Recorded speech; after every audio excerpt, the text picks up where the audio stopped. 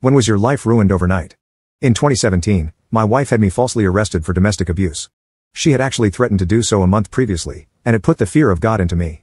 So I took the next day off from work, went to court, and tried to get a restraining order against her and possibly have her removed from our home. The judge refused to give me one.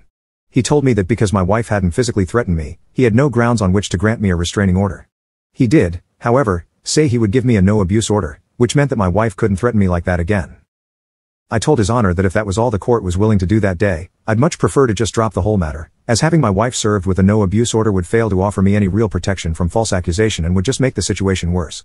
But he said he'd already begun writing out the order and was going to give it to me anyway. He then wished me good luck and a good day.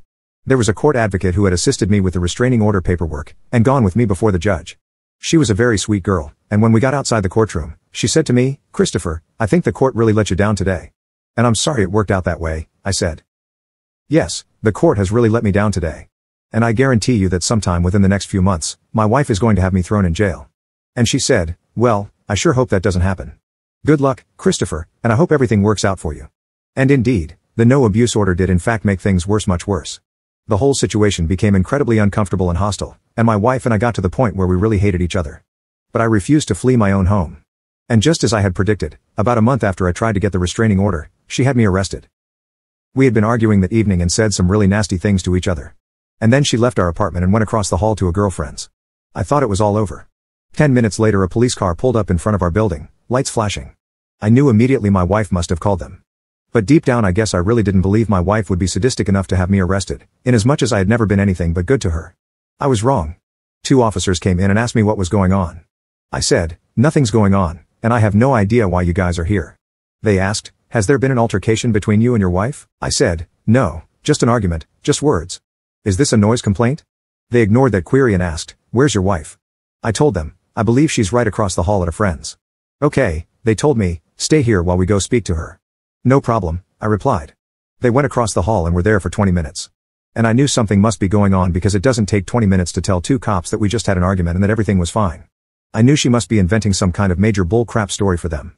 And sure enough, when the officers returned 20 minutes later, they told me to stand up and put my hands behind my back, as they were placing me under arrest for domestic violence. Domestic violence? I said, "What violence?" "It was a simple verbal argument," they said. "Well, she's saying differently, and we're placing you under arrest." "What did she say?" I asked. "She claimed I put my hands on her?" They ignored those questions and proceeded to handcuff me and bring me to the police station.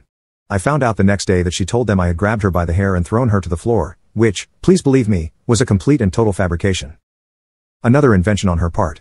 I've never hit a woman in my life or treated a woman in any such fashion. Never. I spent 18 days in jail.